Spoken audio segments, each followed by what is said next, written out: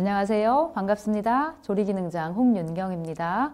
오늘 여러분들과 양식 조리 이론을 간단하고 명료하게 진행해 볼까 합니다. 자, 시작해 봅시다.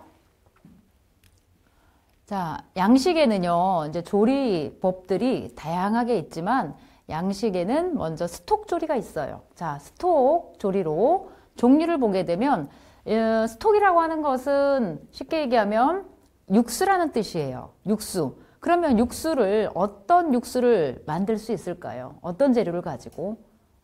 그럼 보시면 종류가 화이트 스톡, 브라운 스톡, 피시 스톡, 크루브용 이렇게 되어 있는데 쉽게 얘기하면 화이트 스톡은 맑은 육수, 브라운 스톡은 갈색 육수, 피시 스톡은 생선 육수, 크루브용은 연한 육수다 이렇게 되어 있거든요. 그럼 이 스톡의 종류를 하나하나 알아보도록 하겠습니다. 자, 맑은 육수에 해당하는 화이트 스톡 어떻게 만들어질까요?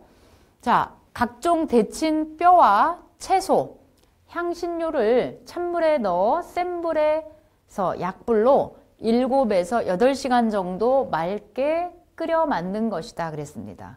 자, 여기서 먼저 또 하나 알아두실 것은 이런 스톡을 만들려면 꼭 들어가는 향신료라는 게 있어요.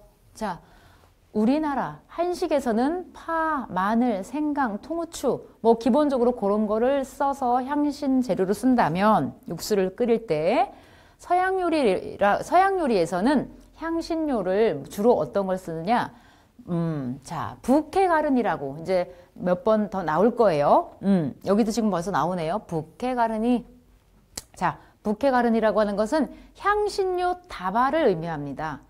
우리 신부들이 드는 꽃다발을 부케라고 하죠. 그것처럼 향신료 다발을 부케가르니 또는 부케가니라고 하는데 그런 것 등이 대부분 뭐냐면 우리가 알고 있는 월계수잎알이라든지 통후추라든지 여러 가지 이런 것 등을 하나로 다발 형태로 만들어서 넣고 끓이는 겁니다. 그래서 이렇게 향신료 즉 부케가르니 이런 것 등이 꼭 들어가더라. 이렇게 해서 이제 센 불에서부터 약불로 7 내지 8시간 정도 맑게 푹 끓여서 만든 화이트 스톡, 맑은 육수가 있더라. 그러면 이제 그 예로는 화이트 치킨 스톡, 우리가 알고 있는 화이트 비프 스톡, 화이트 피시 스톡, 화이트 베지터블 스톡 이런 것 등으로 나눠볼 수가 있겠다. 자, 화이트 스톡 만드는 법. 두 번째 브라운 스톡입니다. 많이 들어보셨죠? 갈색 육수.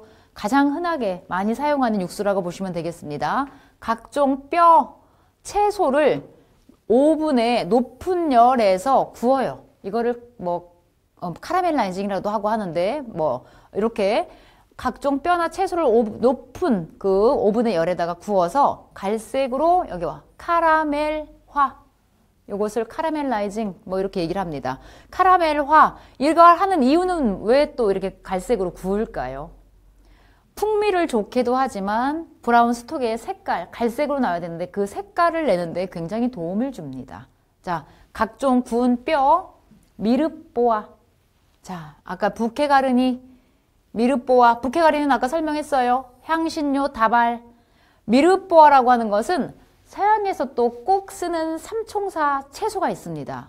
그건 뭐냐면 양, 당, 셀 이렇게 보시면 돼요. 양파. 당근. 자, 그 다음에 샐러리, 양당셀. 요 세 가지를 일컬어 미르뽀아라고 한다. 자, 그러면 요것도 넣는 그 비율이 있는데 양파를 가장 많이 씁니다. 그 다음에 그거의 절반을 당근과 샐러리로 사용하시면 돼요. 그래서 이렇게 양당셀, 미르뽀아, 부케가르니, 그 다음에 각종 구운 뼈 이런 것 등을 넣어서 센 불에서 약불로 끓여 만든 것을 브라운 스톡이라고 한다 그랬습니다. 여기서 또 한 가지 알아두실 거는요. 이런 스톡 종류를 만들 때는 간을 하지 않아요. 간을 하지 않는다. 그것도 꼭 기억하십시오. 토마토 페이스트를 볶아서 첨가하게 되면 좀 더 색깔이 더 진하게 나올 수 있겠죠. 그 다음 예를 들어 브라운 치킨 스톡, 브라운 비프 스톡, 브라운 빌 스톡, 브라운 게임 스톡 이런 것 등이 종류로 나와 있습니다. 그 다음 피시 스톡은 피시라는 게 뭐예요? 생선이죠, 생선. 생선 육수인데 이 생선 육수, 피시 스톡을 끓이는 방법, 생선 뼈, 또는 갑각류 껍질과 미륵보와 아까 뭐라 그랬어요? 미륵보와 양당셀 세 가지 채소에다가 부케 가르니 향신료 다바를 넣고 끓인 육수를 피시스톡이다. 육수를 맑게 약불에서 1시간 이내. 피시스톡은 또 다르게 화이트 스톡이나 브라운 스톡에 비해서 시간을 짧게 조금 하는 게 특징이죠. 육수에 화이트 와인, 레몬 주스 등을 추가하면 강한 맛의 생선 퓨메가 될 수 있다라고 했습니다. 그래서 이렇게 화이트 스톡, 브라운 스톡, 피시 스톡까지는 많이 들어보셨을 거예요. 자, 그럼 크루부용이라고 나왔죠. 요거는 연한 육수다라고 했는데 쉽게 얘기하면 미륵보와 다시 나와요. 양당셀 세 가지 채소에다가 부케 가르니 향신료 다바를 넣고 식초와 레몬, 화이트 와인 등을 넣고 약불에서 맑게 끓이는 거. 45분 정도 시머링. 가장 화이트 스톡과 브라운 스톡, 피시 스톡 중에 어떻게 보면 시간상으로 가장 짧게 끓이는 육수라고 보시면 되겠습니다. 시머링이라고 하는 것은 뭉근하게 끓인다는 뜻이에요. 그 다음에 스키밍이라고 하는 것은 위에 불순물들 있죠? 거품 또는 불순물 이런 것 등을 싹 깔끔하게 걷어준다라는 뜻입니다. 해산물을 포칭하기 위하여 준비해서 쓰는 육수를 크로부용이라고 해요. 해산물을 포칭한다는 얘기는 뭐 이따 또 이런 단어가 나올 텐데 포칭은 뭐 생선 살 같은 거를 익히는 건데 찌는 요리인데요. 비린내를 휘발하기 위해서 뚜껑을 열고 가볍게 찌는 형태를 포칭이라고 하죠. 조리의 중간 단계에 사용하거나 칠링 후 보관해서 사용할 수 있다라고 되어 있습니다. 이렇게 양식에 있어서도 우리나라에서 쓰는 육수만큼 이렇게 다양한 스톡의 종류를 가지고 뭐 소스, 기타 여러 가지 만들 때 색깔별로 이렇게 사용을 하고 있습니다. 화이트 스톡, 브라운 스톡, 피시 스톡, 크루부용 이렇게. 자, 그 다음 페이지 넘어갑니다. 자, 이번에는 양식 전체 조리로 들어갈게요. 자, 대표적인 전체 조리라는 건 뭘까요? 전체. 앞전자를 씁니다. 그래서 주 요리를 먹기 전에 입맛을 좀 자극을 해가지고 주 요리를 더 맛있게 먹을 수 있는 자극제 역할을 하는 요리 이런 것 등을 전체 조리, 전체 요리 이렇게 얘기를 합니다.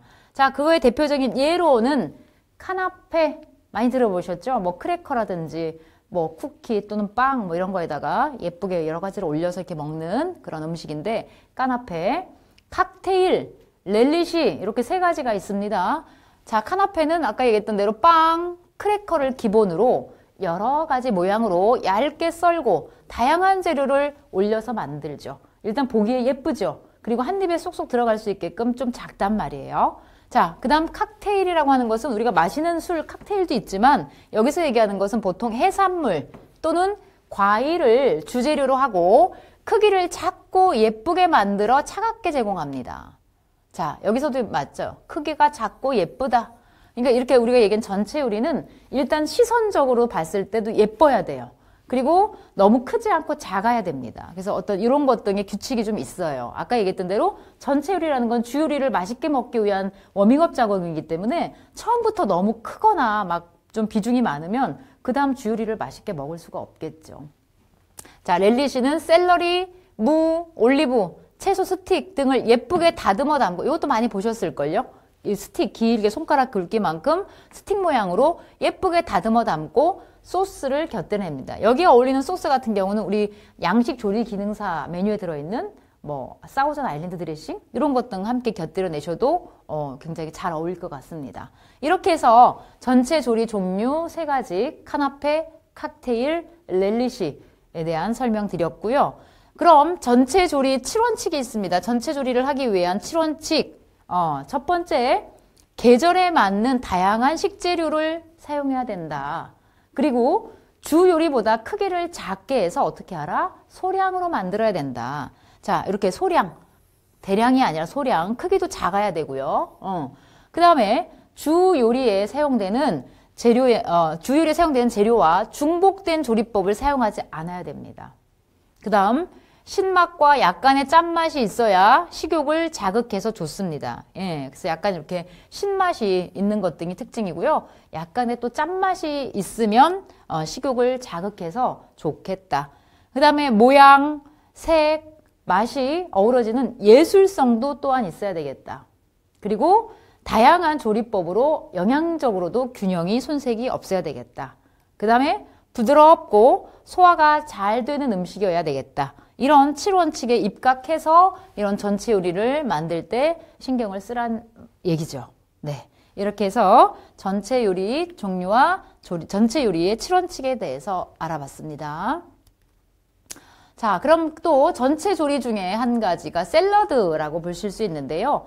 샐러드를 만들기 위해서 또 기본적으로 갖춰야 될 구성이 4가지가 있는데, 일단은 샐러드의 바탕이 될 수 있는 베이스, 본체, 바디, 드레싱, 가니쉬, 이렇게 4가지가 샐러드를 이루는 기본 구성인데요. 바탕이라고 하는 것은 주로 채소로 구성이 되며 주 목적은 그릇을 풍성하게 채워주는 역할입니다. 그렇기 때문에 거의 이렇게 접시에 밑에 좀 풍성하게 좀 깔리죠. 우리가 알 수 있는 여러 가지 바탕 있죠. 그 다음에 본체라고 하는 것은 샐러드의 그 중요한 부분, 즉 주재료가 무엇인지에 따라서 결정이 될 수 있고요.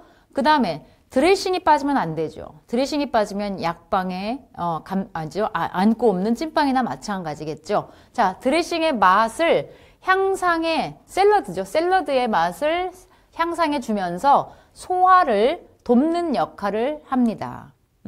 그냥 샐러드만 먹으라 그러면 너무 밋밋하고 별 맛이 없겠죠. 그래서 그것을 도와주는 역할을 하는 것이 드레싱.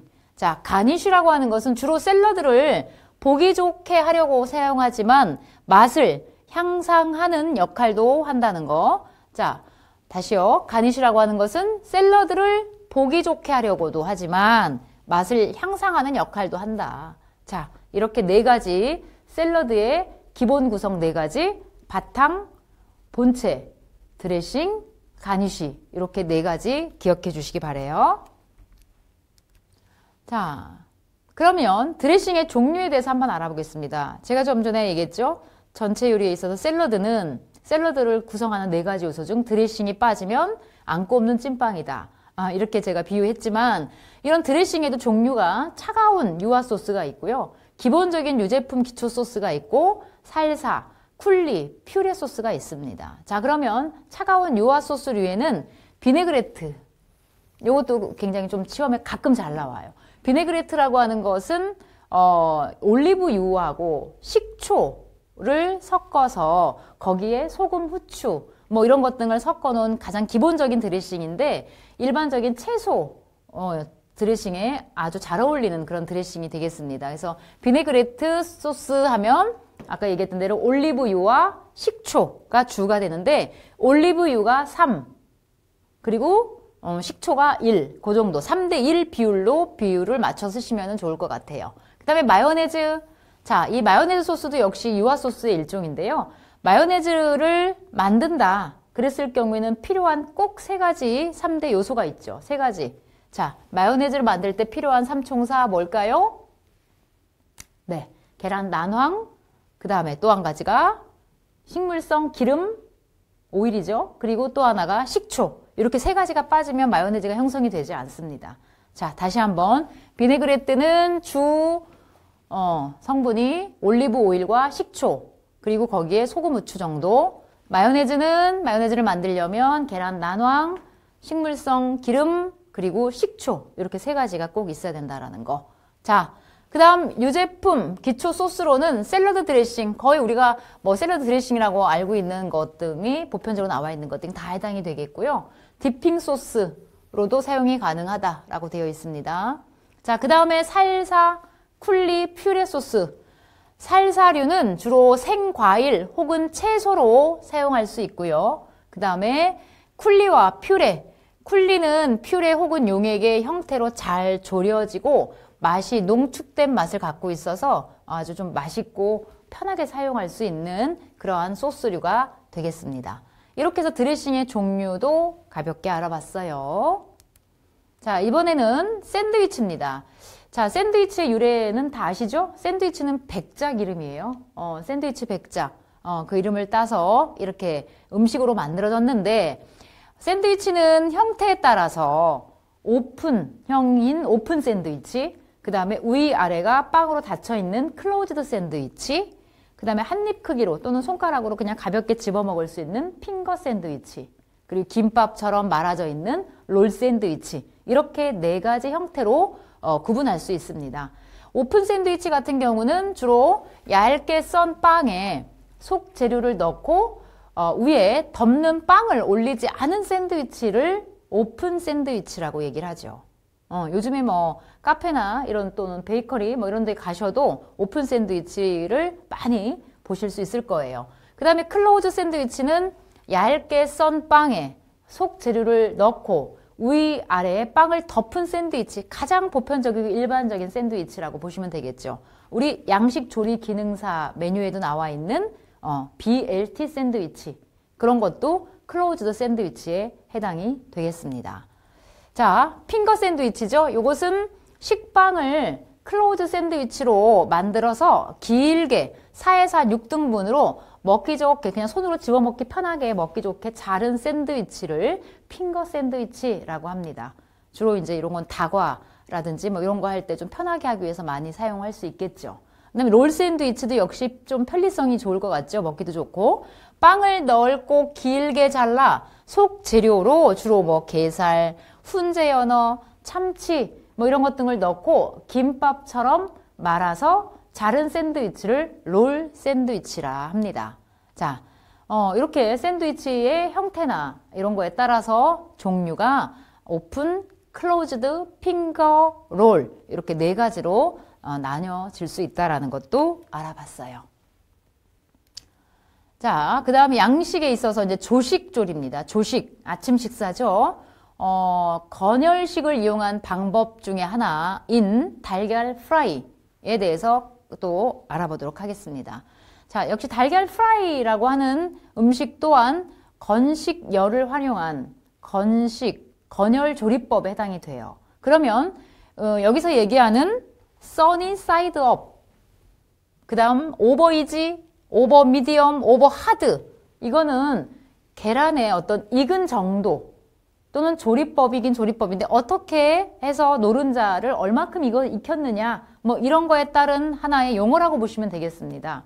여러분들이 가끔 여행을 가시거나 그러면 호텔에서 아침 조식을 먹으러 내려가시면 보통 이렇게 달걀 이 후라이만 전문적으로 만들어주는 조리사가 있을 거예요. 그러면 이제 거기서 이렇게 원하시는 그 형태를 보통 이제 주문하기도 하죠. 그랬을 때 써니 사이드 업, 오버 이지, 오버 미디엄, 오버 하드 이렇게 네 가지로 여러분들 취향껏 말씀을 해주실 수 있는데 일단 그럼 써니 사이드 업 요즘에 많이 들어보셨을 겁니다. 이거는 달걀의 한쪽 면만 익힌 거예요.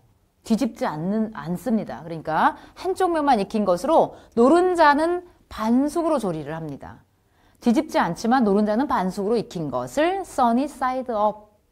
자, 그럼 오버 이지. 요거는 달걀의 양쪽 면을 살짝만 익혀요. 한번 뒤집긴 뒤집는 거죠. 달걀의 양쪽 면을 살짝 익힌 것으로 흰자는 익고 노른자는 거의 익지 않았으며 노른자는 그렇기 때문에 터지지 않게 조리하는 것이 관건이겠죠.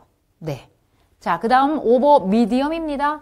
요것은 오버 이지와 같은 방법으로 조리를 하되 여긴 노른자가 거의 안 익었죠. 하지만 노른자가 반 정도 익은 정도, 그러니까 반숙이죠. 쉽게 얘기하면 오버 미디엄. 그 다음에 오버 하드. 요거는 프라이팬에 지금 이 오버 미디엄처럼 하지만 달걀을 완전 다 익히는 노른자까지 다 프라이팬에 버터나 식용유를 두르고 달걀을 넣어서 양쪽으로 완전히 익히는 조리법을 오버 하드라고 합니다. 스테이크로 얘기하자면 웰던에 해당이 될 수 있겠죠. 자, 이렇게 써니 사이드 업, 오버 이지, 오버 미디엄, 그 다음에 오버 하드 이렇게 달걀 프라이도 익혀지는 익은 정도에 따라서 이렇게 네 가지로 용어를 달리 말할 수 있다라고 하는 것을 배웠습니다.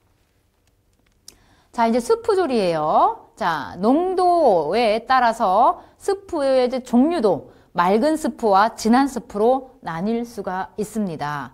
맑은 스프는 우리나라 형태로 얘기하면 묵국 뭐 이런 것처럼 소고기 맑은 묵국 뭐 이렇게 얘기하죠. 그런 것처럼 이 서양식에서의 스프도 맑은 스프를 콩소메라고 하죠. 콩소메. 그 다음에 미네스트로네 이런 것 등은 맑은 스프에 해당이 됩니다.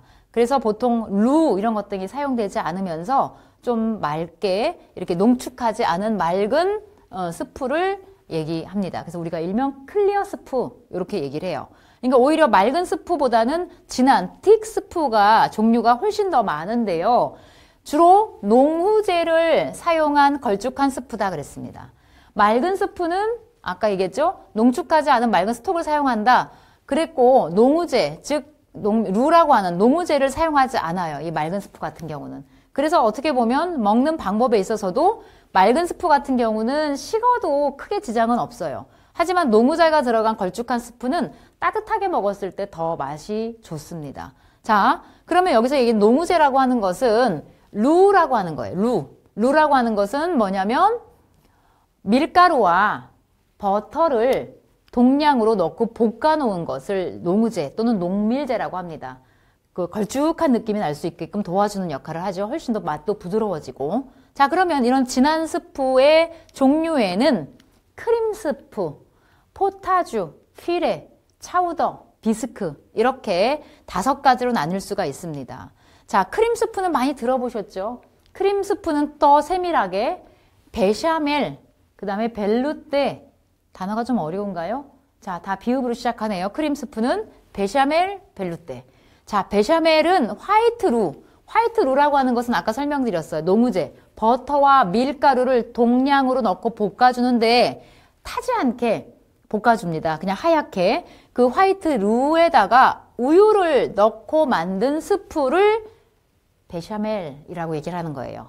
자, 그러면 벨루테라고 하는 것은 블론드 루예요. 화이트 루에서 조금 더 볶는 거예요. 온도를 조금 더 올려서. 그러면 색깔이 약간 구릿빛이 나거든요. 그 구릿빛 블론드 루에다가 닭육수, 우유가 아닌 닭육수를 넣고 만든 스프를 벨루테 스프다라고 합니다. 벨루테. 구별이 되시죠? 크림 스프 중에 베샤멜은 화이트 루 플러스 우유.